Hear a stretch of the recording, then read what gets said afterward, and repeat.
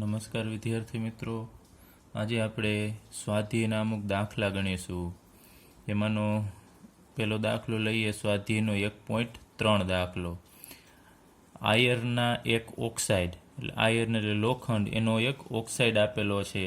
એમાં દળથી 69.9% આયર્ન આપેલો છે અને 30.1% ઓક્સિજન છે એ ઓક્સાઇડની અંદર. તો તે ઓક્સાઇડનું પ્રમાણ સૂચક સૂત્ર છે એ આપણે નક્કી કરવાનું છે કે એનું પ્રમાણ સૂચક સૂત્ર શું હશે.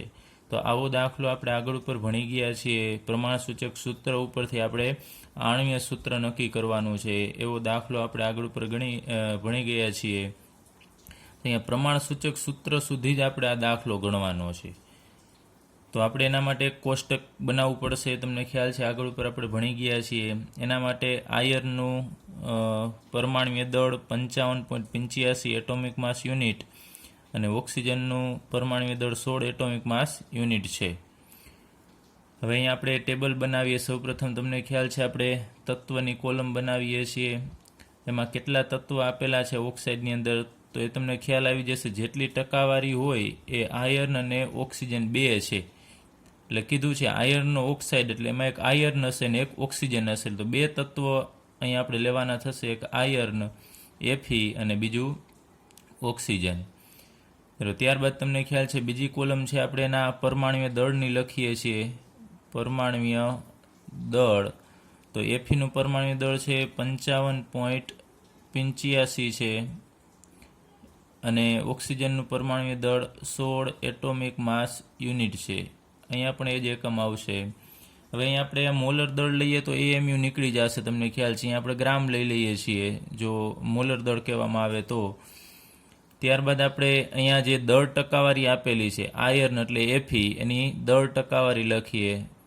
દળ ટકા, તે દળ ટકા અહીંયા 69.9 એ Feના છે અને ઓક્સિજન આપેલો છે 30.1%, એટલે 30.1. હવે તમને ખ્યાલ છે દળ ટકા છે ને આપણે જનરલી ગ્રામમાં જ લઈ લઈએ છીએ, એટલે જેટલી ટકાવારી હોય એ ગ્રામમાં અહીંયા લેવાની થશે. ત્યારબાદ આપણે મોલ શોધીએ છીએ. તો મોલનું સૂત્ર તમને ખ્યાલ છે દળના છેદમાં મોલ બરાબર દળના છેદમાં મોલર દળ. તો આપણી પાસે અહીંયા દળ છે આપ્યું છે, ટકાવારીમાં પણ આપણે લઈ લઈએ છીએ ગ્રામમાં, એટલે અહીંયા દળના છેદમાં મોલર દળ, એટલે અહીંયા પરમાણ્વીય દળ છે એ લઈ લેવાનું થશે. તો અહીંયા દળના છેદમાં મોલર દળ, એટલે આ બંનેનો ગુણોત્તર લેવાનો છે 69.9/55.85. અને એ જ રીતે અહીંયા 30.1 દળના છેદમાં મોલર દળ, એટલે 30.1ના છેદમાં આપણે 16 લખીશું. એટલે આ બંનેનો આપણે ગુણોત્તર મેળવવાનો થશે. તો આ બંનેનો ભાગાકાર કરીએ તો આપણને આ પ્રથમ Feના મોલ મળશે 1.25 અને એ જ રીતે અહીંયા ઓક્સિજનના મોલની સંખ્યા આપણે મેળવીએ તો એ 1.88 મળે છે. એટલે આપણને મોલની સંખ્યા બંનેની મળી ગઈ. હવે તમને ખ્યાલ છે આ સંખ્યામાંથી જે નાની સંખ્યા હોય એના વડે આપણે બંનેને ભાગીએ છીએ. એટલે કે નાની સંખ્યા, આ જે સંખ્યા મળી હકીકતમાં શું છે? મોલ. તો આપણે એમ કહી શકીએ આ બેમાંથી નાના મોલ ક્યાં છે? તો 1.25 છે Feના મોલ. એના વડે આપણે દરેકને ભાગવાના થશે. એટલે નાના મોલ વડે અથવા નાની સંખ્યા લખો તો પણ કોઈ પ્રોબ્લેમ નથી. નાના મોલ વડે દરેકના મોલને ભાગતા, દરેકના મોલ એટલે નાની સંખ્યા 1.25 છે તો 1.25ને પણ 1.25 વડે ભાગવાનું. અને અહીંયા 1.88 છે એને પણ 1.25 વડે ભાગીશું. એટલે કે જે બેમાંથી જે નાના મોલ આવે એ નાના મોલ વડે આપણે દરેક મોલ, અહીંયા 2 છે, 3 હોય તો 3 તત્વના મોલને આપણે ભાગવાના થશે. ચાલો આનો તમે ભાગાકાર કરશો 1.25 ભાગ્યા 1.25 તો એનો જવાબ આપણને 1 મળશે. ત્યારબાદ અહીં 1.88 ભાગ્યા 1.25 કરીશું તો એનો જવાબ આપણને 1.5 મળે છે.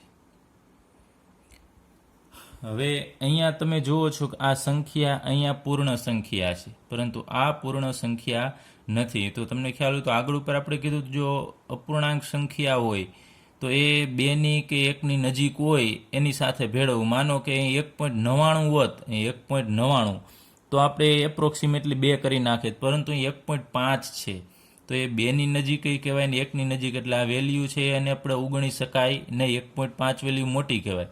ફરીથી જો 1.1 હોત તો આપણે એપ્રોક્સિમેટલી 1 લઈ લેત, અને 1.9 હોત તો આપણે 2 લઈ લેત, પરંતુ 1.5 છે એટલે આને આપણે પૂર્ણાંકમાં એમને ડાયરેક્ટલી ન ફેરવી શકીએ. તો હવે શું કરવાનું છે? આપણે આને યોગ્ય સંખ્યા વડે ગુણવાનું અને એને પૂર્ણ સંખ્યામાં ફેરવવાની. તો અહીં આપણે 1.5ને કેટલા વડે ગુણીએ તો આ પૂર્ણ સંખ્યા આપણને મળશે? તો તમને ખ્યાલ છે 2 વડે આપણે ગુણી નાખવાનું થશે. સાદી પૂર્ણ સંખ્યામાં ફેરવતા. ચાલો, અહીંયા આપણે 1.5 છે, એને આપણે 2 વડે ગુણીશું, તો અહીંયા 1.5 ગુણ્યા 2 કરશો એટલે તમને 3 મળશે. ચાલો, 3 છે એ પૂર્ણ સંખ્યા છે. એવી જ રીતે અહીંયા તમે જેટલા વડે ગુણ્યું એટલા વડે ઉપર ગુણવું પડે. એક અહીંયા જ નહીં, બંનેને એટલા વડે ગુણવાનું થશે. અહીં 1.5ને 2 વડે ગુણશો તો અહીં 1ને પણ તમારે 2 વડે ગુણવું પડશે. તો અહીંયા બરાબર 2 થશે. તો હવે અહીંયા તમે જુઓ છો કે આ બંને સંખ્યા છે પૂર્ણ સંખ્યા છે, સાદી પૂર્ણ સંખ્યા છે, એમાં કન્વર્ટ આપણે કર્યા. તો યાદ રાખજો, આ પોઈન્ટમાં ખાસ અહીંયા જો અપૂર્ણાંક આવે 1.5 જેવું હોય તો તમારે એને અમુક સંખ્યા વડે ગુણી નાખવાનું. ઓછામાં ઓછી સંખ્યા એવું જોઈએ, પછી 4 વડે ગુણો તો પણ અહીંયા પૂર્ણ મળશે, પણ એ મોટી સંખ્યા થઈ જશે. તો નાનામાં નાની સંખ્યા 2 છે, જેના વડે આપણે એને પૂર્ણ સંખ્યામાં કન્વર્ટ કરી શકીએ છીએ. 1.5 ગુણ્યા 2 કરશો 3. અહીંયા જેટલા વડે ઓક્સિજનના મોલને ગુણશો એટલા વડે તમારે ઉપર એફીના મોલને પણ ગુણવા પડશે. હવે આના ઉપરથી આપણે પ્રમાણસૂચક સૂત્ર બનાવીએ છીએ.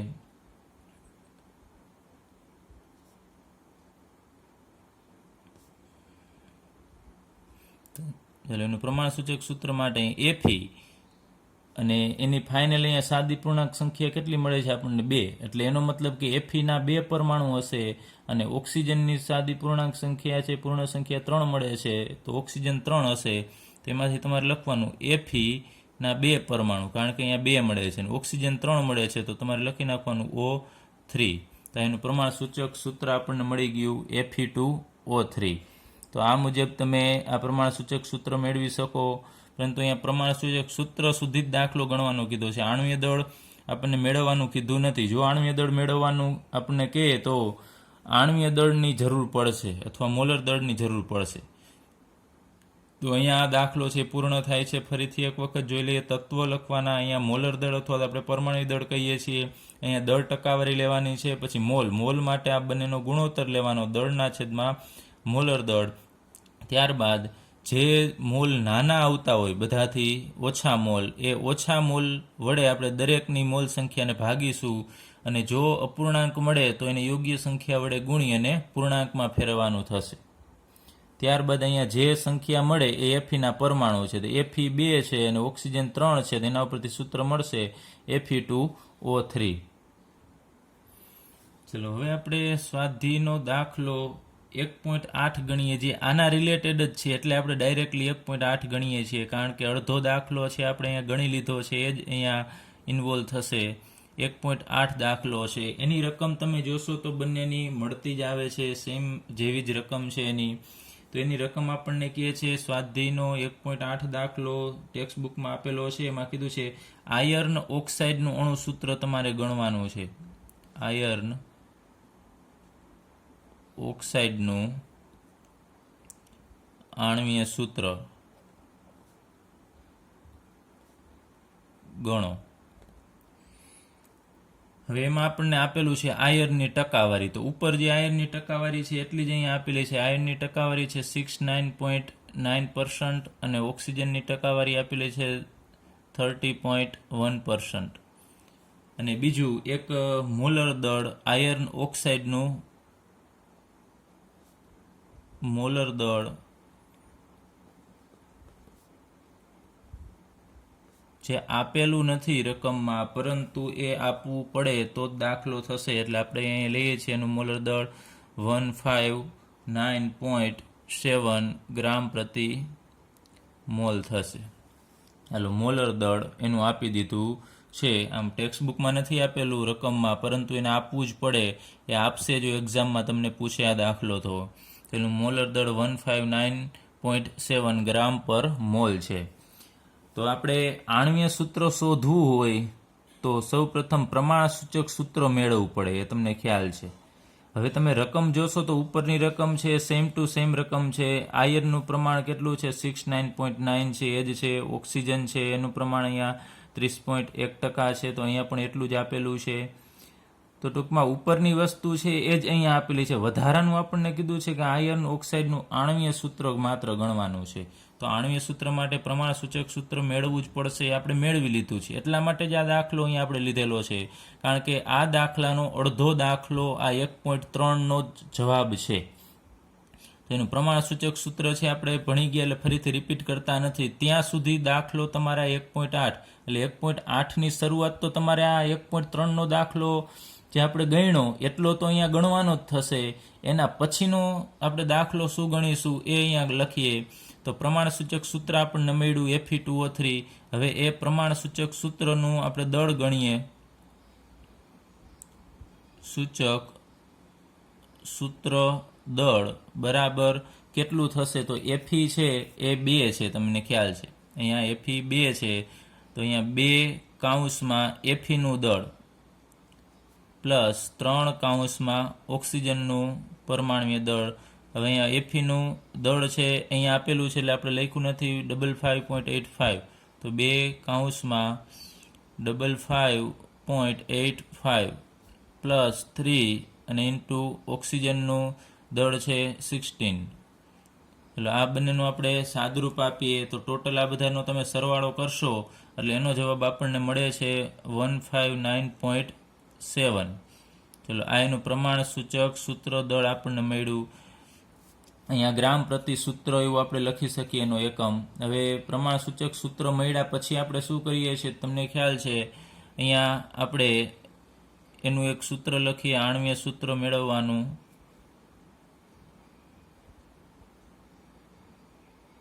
આણ્વીય સૂત્ર બરાબર n ગુણ્યા પ્રમાણસૂચક સૂત્ર.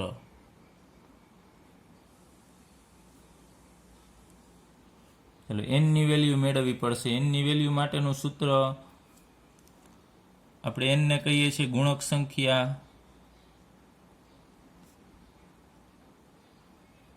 n બરાબર શું થશે? તો આણ્વીય દળ અથવા મોલર દળ જે આપેલું છે એના છેદમાં તમારે સૂત્ર દળ લખવું પડશે. તો મોલર દળના છેદમાં પ્રમાણસૂચક સૂત્ર દળ. ચાલો મોલર દળ કેટલું છે? તો 159.7. તો અહીંયા લખીએ આપણે એનું મોલર દળ 159.7 ના છેદમાં એનું પ્રમાણસૂચક સૂત્ર દળ એ આપણે અહીંયા મેળવ્યું 159.7. તો એનો જવાબ તમે એનો ભાગાકાર કરશો એટલે જવાબ બંને સમાન સંખ્યા છે એટલે કેન્સલ થશે ને આપણને 1 મળશે. તો n ની વેલ્યુ 1 મળે છે આપણને. તો અહીંયા તમારે n ની જગ્યાએ 1 મૂકવાનું થશે એટલે અહીંયા 1 ગુણ્યા પ્રમાણસૂચક સૂત્ર. તો પ્રમાણસૂચક સૂત્ર આપણને આગળના દાખલામાં મેળવ્યું એ જ અહીંયા આવશે. તો Fe2O3. ચાલો 1 ગુણ્યા 2 એટલે જવાબ તમને ખ્યાલ છે સેમ જ આવશે. એટલે 1 વડે આખા સૂત્રને ગણશું તો 2 ગુણ્યા 1 એટલે 2 ને 3 ગુણ્યા 1 એટલે 3 મળશે. તો Fe2O3 જ જવાબ મળશે. એટલે કે એનું આણ્વીય સૂત્ર છે એ પ્રમાણસૂચક સૂત્ર ના સેમ છે. એટલે કે બંને સૂત્ર તમને સમાન જ મળે છે. પ્રમાણસૂચક સૂત્ર પણ એ છે અને આણ્વીય સૂત્ર પણ એ છે. તો આવું ઘણી વખત થાય છે. એવું જરૂરી નથી હોતું કે પ્રમાણસૂચક સૂત્ર અને આણ્વીય સૂત્ર છે અલગ અલગ હોય, એ સમાન પણ હોઈ શકે છે. પરંતુ આપણે દાખલો તો પૂરેપૂરો ગણવો જ પડશે. તો 1.8 આ જે કોયડો છે દાખલો છે એની શરૂઆત તો આપણે અહીંયાથી જ કરવાની થશે. પરંતુ આપણે આગળ એ દાખલો ગણી લીધો છે એટલે ફરીથી એ રિપીટેશન નથી કરતા. પરંતુ ફરીથી 1.8 દાખલાની શરૂઆત આ 1.3 દાખલો આપણે જોયો ત્યાંથી જ શરૂઆત કરવાની છે અને કન્ટિન્યુ તમારે આણ્વીય સૂત્ર સુધી આ દાખલો ગણવાનો થશે. ચાલો હવે આપણે સ્વાધ્યાયનો 1.4 દાખલો ગણીએ, એની રકમ જોઈએ. તો ઉત્પન્ન થયેલ કાર્બન ડાયોક્સાઇડ એટલે કે CO2નું પ્રમાણ ગણવાનું છે. તેના માટે તમને 3 નાના દાખલા આપેલા છે કે જ્યારે 1 મોલ કાર્બનને હવામાં સળગાવવામાં આવે ત્યારે કેટલો કાર્બન ડાયોક્સાઇડ ઉત્પન્ન થશે. ત્યારબાદ બીજો દાખલો છે 1 મોલ કાર્બનને 16 ગ્રામ ઓક્સિજનમાં બાળવામાં આવે ત્યારે કેટલો કાર્બન ડાયોક્સાઇડ ઉત્પન્ન થશે. અને ત્રીજો દાખલો છે અહીંયા 1 મોલની જગ્યાએ 2 મોલ કાર્બનને 16 ગ્રામ O2માં બાળવામાં આવે.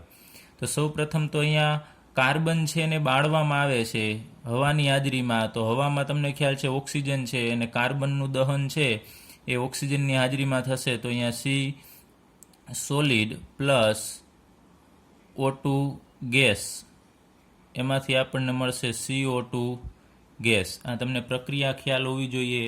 કાર્બન છે એની સાથે ઓક્સિજન જોડાશે અને એમાંથી કાર્બન ડાયોક્સાઇડ બનાવશે. તો આ પ્રક્રિયા છે બેલેન્સ છે કે નહીં પહેલાં તો એ ચેક કરી લેવાનું. આ બાજુ 1 કાર્બન છે તો આ બાજુએ પણ 1 છે, આ બાજુ 2 ઓક્સિજન છે તો આ બાજુએ પણ 2 છે, એટલે બેલેન્સ પ્રક્રિયા છે. તો આપણે કહી શકીએ આ પ્રક્રિયા ઉપરથી, આ સમીકરણ પરથી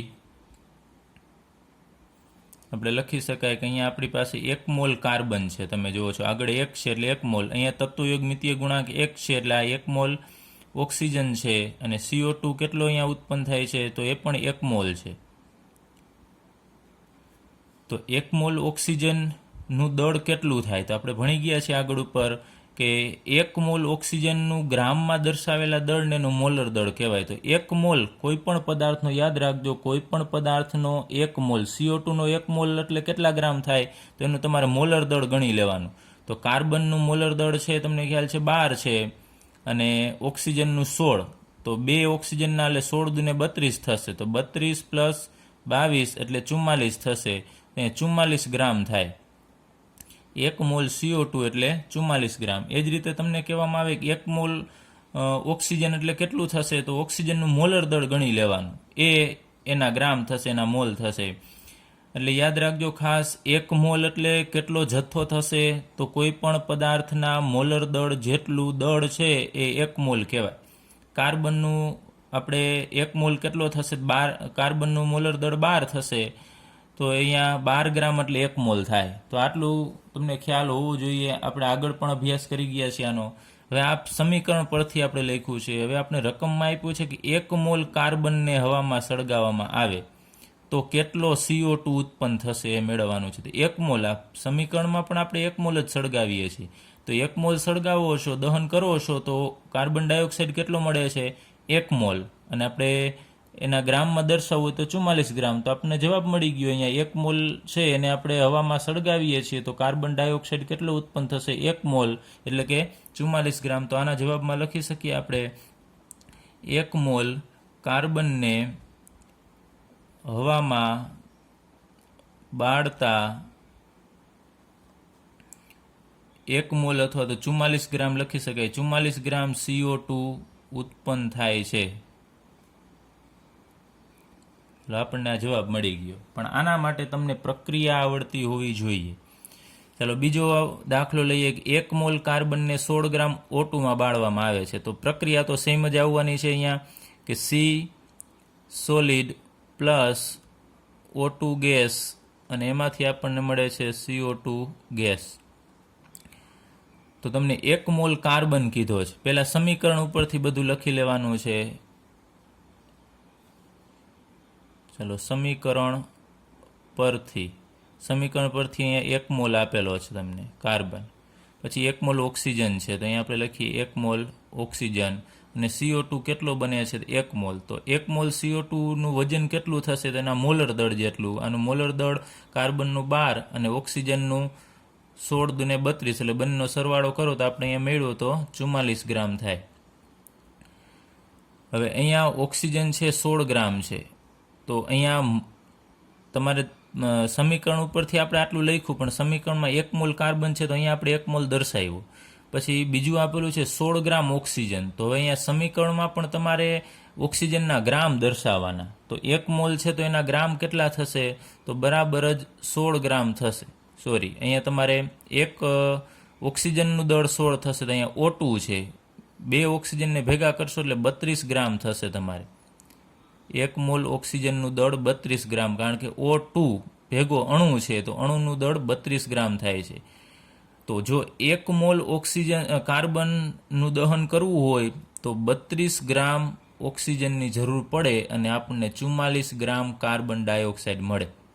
આવું આપણે આ સમીકરણ ઉપરથી કહી શકીએ. હવે 1 મોલ માટે 32 ગ્રામની જરૂર પડે છે, પરંતુ તમારે સમીકરણમાં જોવાનું કેટલા ગ્રામ આપ્યું છે ઓક્સિજન, તો 16 ગ્રામ. જરૂર છે કેટલાની 1 મોલનું દહન કરવા? 1 મોલ કાર્બનને 16 ગ્રામમાં બાળવામાં આવે છે, તો 1 મોલ માટે 32 ગ્રામની જરૂર પડે છે, પરંતુ આપણને આપ્યું છે 16 ગ્રામ જ. તો હવે તમને ખ્યાલ છે જરૂર કરતાં આનું પ્રમાણ ઓછું છે. ઓક્સિજનની જરૂર છે 32 ગ્રામ, 1 મોલનું દહન કરવા 32 ગ્રામની જરૂર છે, એની જગ્યાએ 16 ગ્રામ જ આપેલું છે. તો અહીંયા સીમિત પ્રક્રિયક થશે. તમને ખ્યાલ હોવો જોઈએ સીમિત પ્રક્રિયક એટલે શું, તો જરૂર કરતાં જેનું પ્રમાણ ઓછું હોય એને આપણે સીમિત પ્રક્રિયક કહીએ છીએ. તો અહીંયા કાર્બન અને ઓક્સિજન બેમાંથી સીમિત પ્રક્રિયક કોણ છે, તો ઓક્સિજન સીમિત થશે, કારણ કે 32ની જરૂર છે અને એના કરતાં ઓછું છે. તો અહીંયા સીમિત પ્રક્રિયક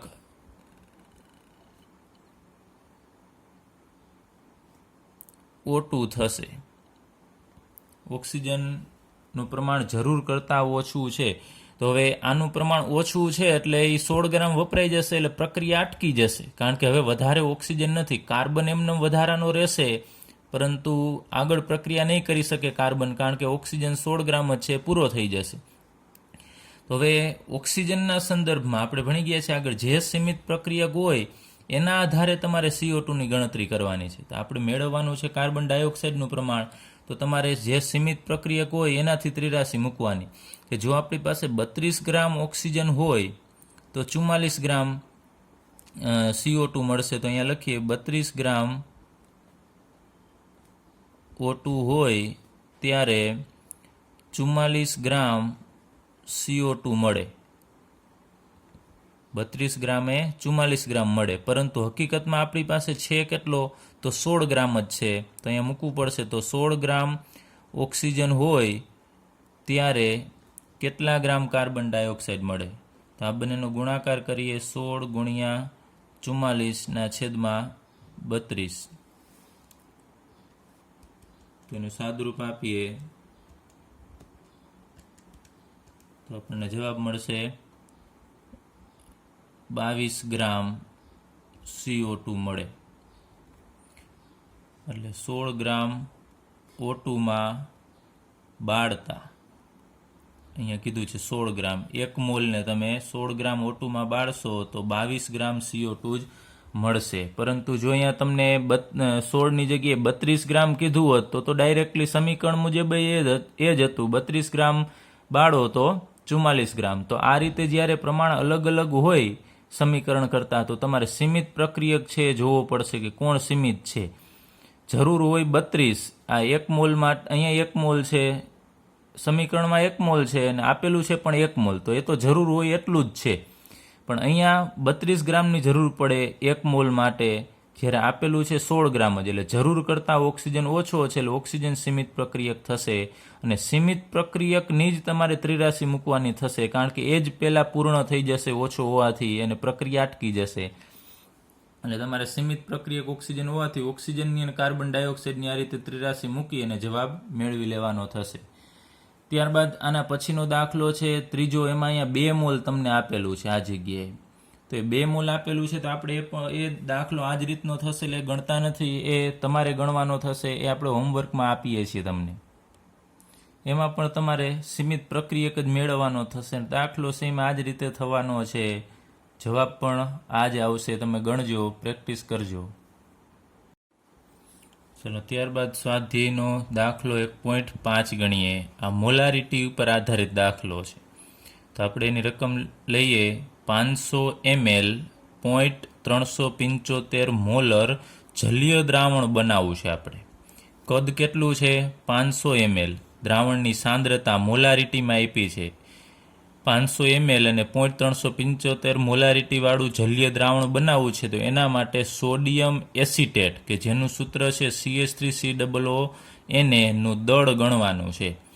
અહીંયા સોડિયમ એસિટેટનું નામ, અહીંયા એને આપણે સોડિયમ કહીએ છીએ, અને આટલો ભાગ પાછળનો CH3COO એને આપણે એના ઉપર માઇનસ હોય, જ્યારે આનું આયનીકરણ થાય ત્યારે CH3COO માઇનસ અને Na પ્લસ બંને છૂટા પડશે, તો CH3COO માઇનસનું નામ એસિટેટ થાય છે અને Na-નું નામ સોડિયમ, એટલે એનું નામ થશે સોડિયમ એસિટેટ. પહેલાં નામ હંમેશા ધનાયનનું લખાય છે, એટલે સોડિયમ ધનાયન છે અને આ ઋણાયન છે. હવે સોડિયમ એસિટેટનું આપણને મોલર દળ આપેલું છે 82.0245 ગ્રામ પ્રતિ મોલ. તો આપણે દળ ગણવાનું છે. તો દળ ગણવા માટે આપણી પાસે પહેલાં તો સૌપ્રથમ મોલારિટીનું સૂત્ર આપણને ખ્યાલ હોવું જોઈએ. તો મોલારિટીનું અહીંયા સૂત્ર મૂકીએ. મોલારિટી બરાબર, મોલારિટીને આપણે એમ વડે દર્શાવીએ છીએ, મોલારિટી બરાબર આપણે ઉપર લખીએ છીએ દ્રાવ્યના મોલની સંખ્યા, અથવા ખાલી તમે દ્રાવ્યના મોલ લખો તો પણ ચાલશે, અને છેદમાં દ્રાવણનું કદ લીટરમાં લઈએ છીએ આપણે. આ સૂત્ર હશે. તો મોલારિટી આપણને આપેલી છે અહીંયા 0.375. ત્યારબાદ દ્રાવણનું કદ લીટરમાં, તો અહીંયા ml ઉપરથી તમને ખ્યાલ આવી જવો જોઈએ કે એનું કદ છે mlમાં છે, પણ આપણે એને લીટરમાં કન્વર્ટ કરી નાખશું. તો મોલ છે એ આપેલા નથી, તો આપણે મોલ મેળવવા પડશે ને મોલ ઉપરથી દળ મેળવીશું. યાદ રાખજો, સૌપ્રથમ મોલની જરૂર પડશે ને મોલ ઉપરથી દળ ગણીશું. તો સૌપ્રથમ અહીંયા લખી નાખીએ આપણને આપેલું શું છે, તો મોલારિટી આપેલી છે કેટલી છે 0.375 મોલર આપેલી છે. ત્યારબાદ દ્રાવણનું કદ બરાબર 500 ml છે. mlને આપણે લીટરમાં કન્વર્ટ કરવું હોય, છેદમાં 1000 વડે ભાગવા પડશે. તો 500 ને 1000 વડે ભાગશો એટલે આપણને જવાબ મળશે 0.5 અને લીટર હવે એકમ થઈ જશે.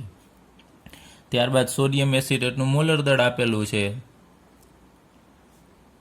82.0245 ગ્રામ પ્રતિ મોલ. તો આ બધી વેલ્યુ મૂકીને સૌપ્રથમ આપણે મોલ મેળવીશું, મોલ ઉપરથી દળ ગણીશું. તો મોલારિટી અહીંયા આપણે કેટલી આપેલી છે એ મૂકીએ 0.375 બરાબર દ્રાવ્યના મોલની સંખ્યા આપણે એમને રાખીએ,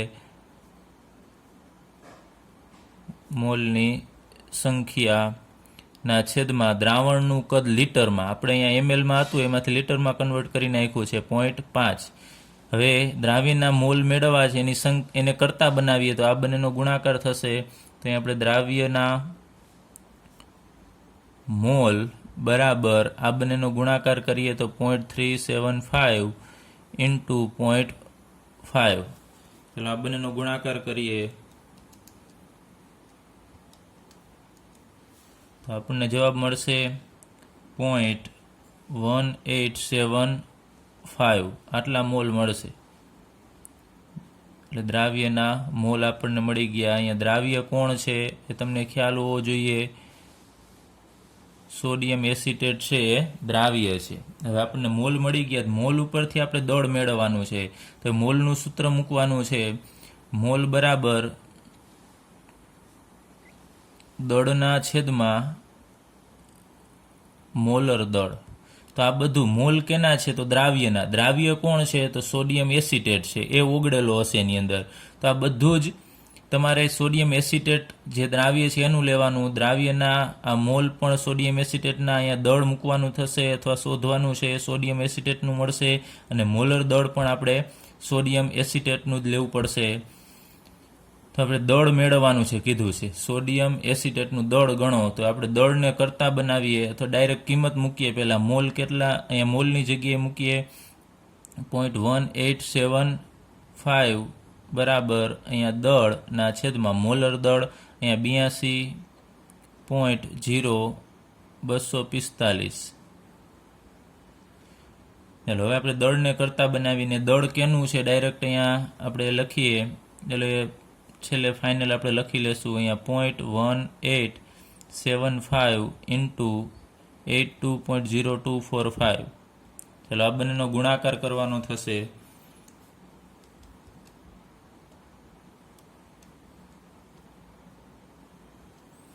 તો આપણને જવાબ મળે છે અહીંયા ફાઇનલી 15.3795.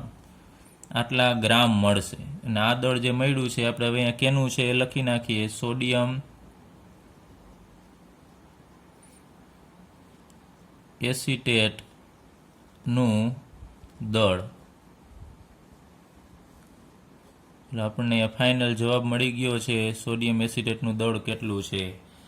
તો આપણે કઈ રીતે આ દાખલો ગણીશું એ તમારી પાસે પહેલાં ઓવરવ્યૂ હોવો જોઈએ. તો દળ મેળવવાનું છે અને આપેલું શું છે મોલારિટી. તો સૌપ્રથમ મોલારિટીનું સૂત્ર તમને ખ્યાલ હોવો જોઈએ. મોલારિટી બરાબર દ્રાવ્યના મોલની સંખ્યા છેદમાં દ્રાવણનું કદ લીટરમાં. તો મોલારિટી આપેલી છે, દ્રાવણનું કદ આપેલું છે, તો મોલ નથી તો આપણે મોલ મેળવશું. તો મોલ ઉપરથી આપણે દળ મેળવશું, કારણ કે મોલનું સૂત્ર છે દળના છેદમાં મોલર દળ. મોલ મળી જાય પછી મોલર દળ આપેલું છે તો એના ઉપરથી આપણે દળ છે ગણી શકીએ. હવે આપણે આ જ દાખલો છે એ બીજા સૂત્રની મદદથી ગણીએ. હવે સૂત્ર તો સેમ આ જ છે, પરંતુ આપણે થોડું એને સૂત્રને થોડું મોડિફાઈ કરીએ. તો અહીંયા દ્રાવ્યના મોલ, તો તમને ખબર છે મોલ બરાબર શું થશે? તો મોલ બરાબર દળના છેદમાં મોલર દળ. અહીંયા આપણે આગળ દ્રાવ્ય એડ કરી દઈએ તો દ્રાવ્યના મોલ બરાબર શું લખી શકાય? અહીંયા દ્રાવ્ય લખશો તો બધી જગ્યાએ દ્રાવ્ય લખવું પડે. દ્રાવ્યના મોલ બરાબર દ્રાવ્યનું દળ છેદમાં દ્રાવ્યનું મોલર દળ. ત્યારબાદ અહીંયા દ્રાવણનું કદ લીટરમાં. એ તમારે જો એમને રાખવું હોય તો કોઈ પ્રોબ્લેમ નથી, પણ અહીંયા તમારે ml લઈ આવવું હોય તમને ખ્યાલ છે 1000 વડે ભાગવું પડે ને એ 1000 છે ક્યાં જશે? ઉપર જશે. એ આપણે આગળ ઉપર થિયરીમાં આવી ગયું છે કે અહીંયા લીટરની જગ્યાએ અહીંયા આપણે જો લીટરની જગ્યાએ 0.5 મૂકવું છે. અહીંયા તમારે જો ડાયરેક્ટલી અહીંયા 500 મૂકવું હોય તો એ 500 ને તમારે 1000 વડે ભાગવા પડે ને એ 1000 છે એ ઉપર જશે. તો આપણે ત્યાં સૂત્ર લખ્યું તો 1000 ગુણ્યા મોલની સંખ્યા. એ રીતે પણ તમે લખી શકો. હવે આપણે એ સૂત્ર પણ લખીશું આગળ ઉપર. તો હવે મોલ દ્રાવ્યના મોલની કિંમત છે આ સૂત્રની અંદર મૂકીએ. આ મોલારિટીનું જે સૂત્ર છે એમાં દ્રાવ્યના મોલની જગ્યાએ આપણે દ્રાવ્યનું દળ છેદમાં દ્રાવ્યનું મોલર દળ મૂકીએ. ચલો, મોલારિટી બરાબર શું કરવાનું છે ખાસ ધ્યાન આપજો. આ દ્રાવ્યના મોલની સંખ્યા એટલે કે એના મોલ જ થશે. તો દ્રાવ્યના મોલની જગ્યાએ આપણે આ મોલનું સૂત્ર મૂકીશું. દ્રાવ્યનું દળ છેદમાં દ્રાવ્યનું મોલર દળ. તો અંશમાં શું રહેશે? દ્રાવ્યનું દળ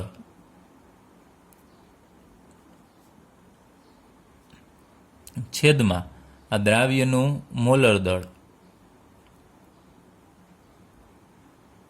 ચલો, આ સૂત્ર કેનું છે? તો તમને ખ્યાલ છે આ મોલનું સૂત્ર છે. એટલે અહીંયા મોલ આવી ગયો કહેવાય. આ અંશમાં મોલ છે, છેદમાં શું છે? દ્રાવણનું કદ લીટરમાં. તો તમારે છેદમાં મૂકવું પડશે ગુણ્યા દ્રાવણનું કદ લીટરમાં. હવે આટલો આ સૂત્ર જે તમે જુઓ છો આટલો ભાગ એ મોલનું સૂત્ર છે. તો ઉપર તો મોલ આવી ગયા. હવે આ એનો છેદ છે તો અંશનો છેદ છેદમાં જાય, તમને ખ્યાલ છે. એટલે દ્રાવ્યનું મોલર દળ છે એ છેદમાં જ રહેશે. તો મોલની જગ્યાએ આપણે એનું સૂત્ર મૂક્યું છે. તો આ રીતે તમે ડાયરેક્ટલી દાખલો છે ગણી શકો છો. તો તમારા એક સ્ટેપ છે ઘટી જશે. હવે જો તમે ડાયરેક્ટ અહીંયા મોલારિટી મૂકી દેવાની છે તમારે. ત્યારબાદ દ્રાવ્યનું દળ છે એને ડાયરેક્ટ કરતા બનાવવાનું છે. અને દ્રાવ્યનું મોલર દળ તો આપણી પાસે છે દ્રાવણનું કદ લીટરમાં. હવે લીટરમાં જો તમારે અહીંયા ન મૂકવું હોય ને mlમાં મૂકવું હોય તો શું કરવાનું છે? ઉપર 1000 વડે ગુણવાનું તમારે. કારણ કે અહીંયા તમે ml મૂકશો, અહીંયા માનો 500 મૂકું તો 500 તમારે લીટરમાં કન્વર્ટ કરો અહીંયા 1000 મૂકવા પડશે. એ 1000 છે એ છેદનો છેદ અંશમાં જશે. તો આમ લખી શકાય 1000 ગુણ્યા દ્રાવ્યનું દળ છેદમાં દ્રાવ્યનું મોલર દળ ગુણ્યા દ્રાવણનું કદ લીટરમાં છે એની જગ્યાએ આપણે મૂકી શકીએ દ્રાવણનું કદ મિલીમાં. ઉપર 1000 લખો એટલે યાદ રાખવાનું અહીંયા મિલીમાં લેવાનું. ઉપર 1000 ન લખો તો દ્રાવણનું કદ અહીંયા તમારે લીટરમાં મૂકવાનું થશે. તો મોલારિટી. ચલો, હવે આમાં તમારે કિંમત મૂકી દેવાની છે. દ્રાવ્યનું દળ છે ને એને કરતા બનાવવાનો થશે. આપણે મેળવવાનું છે સોડિયમ એસિટેટ કે જે દ્રાવ્ય છે એનું દળ. તો તમે આ સૂત્ર ઉપરથી અથવા ઉપરના સૂત્રની મદદથી ડાયરેક્ટલી દાખલો ગણી શકો. એક સ્ટેપ ઘટી જશે પણ આ સૂત્ર યાદ રાખવું પડે. મોલારિટી બરાબર જો mlમાં લેવું હોય દ્રાવણનું કદ તો 1000 ગુણ્યા દ્રાવ્યનું દળ છેદમાં દ્રાવ્યનું મોલર દળ ગુણ્યા દ્રાવણનું કદ મિલીમાં. ચાલો એની મદદથી પણ આપણે દાખલો ગણી લઈએ. મોલારિટીની જગ્યાએ મૂકીએ 0.375 બરાબર અહીંયા 1000 ગુણ્યા દ્રાવ્યનું દળ એમનેમ રાખીએ આપણે મેળવવાનું છે. છેદમાં દ્રાવ્યનું મોલર દળ કેટલું છે તો 82.0245 ગુણ્યા, હવે અહીંયા દ્રાવણનું કદ મિલીમાં મૂકવાનું, તો મિલીમાં અહીં આપણી પાસે છે 500. જો ઉપરનું સૂત્ર લે તો તમારે ઉપર 1000 ન લખો તો દ્રાવણનું કદ ml ને લીટરમાં કન્વર્ટ કરીને મૂકવું પડે, પરંતુ આપણે અહીંયા મિલીવાળું સૂત્ર લીધું છે, ડાયરેક્ટ 500 મૂકી દેવાનું. હવે દ્રાવ્યના દળને કરતા બનાવો તો દ્રાવ્યનું દળ બરાબર આ બંનેનો આ છેદ અને 0.375 ગુણાકાર થશે ગુણ્યા 82.0245 ગુણ્યા 500 ના છેદમાં આ 1000 છે એના છેદમાં જશે. તો ચાલો આનું સાદરૂપ આપીએ આપણે 0.375 ગુણ્યા 82.0245 ગુણ્યા 500 ના છેદમાં 1000, તો આપણને જવાબ મળે છે 15.3795 ગ્રામ. એટલે કે દ્રાવ્યનું દળ તમને ખ્યાલ છે એ જ મળ્યું, આગળ ઉપર આપણે જે મેળવ્યું એ સેમ દળ મળે છે. અહીંયા પણ જુઓ છો 15.3795 ને અહીંયા પણ 15.3795 મળે છે. તો બે રીત છે, તમે કોઈ પણ રીતે આ દાખલો ગણી શકો છો. પણ આ રીતે દાખલો ગણવો હોય તમારે વધારાનું એક સૂત્ર પણ યાદ રાખવું પડશે. તો તમારે આ રીતે ડાયરેક્ટ મોલ મેળવીને પછી ગ્રામમાં કન્વર્ટ ન કરવું પડે જો આ સૂત્ર યાદ રાખો તો. તો આ બેમાંથી તમારે એક સૂત્ર જ યાદ રખાય જો યાદ રાખવું હોય તો. કાં દ્રાવણનું કદ લીટરમાં યાદ રાખી શકો તો દર વખતે તમારે એટલું યાદ રાખવાનું કે દ્રાવણનું કદ મિલીમાં હોય તો ફરજિયાત તમારે લીટરમાં જ મૂકવાનું. અને જો અહીંયા ml વાળું સૂત્ર યાદ રાખો તો કોઈ પણ દાખલો હોય તો તમારે આ સૂત્ર મૂકશો તો દ્રાવણનું કદ લીટરમાં જ લેવું પડશે, mlમાં જ લેવું પડશે. તો તમે કોઈ પણ રીતે આ દાખલો ગણી શકો છો, જવાબ સેમ જ આવશે.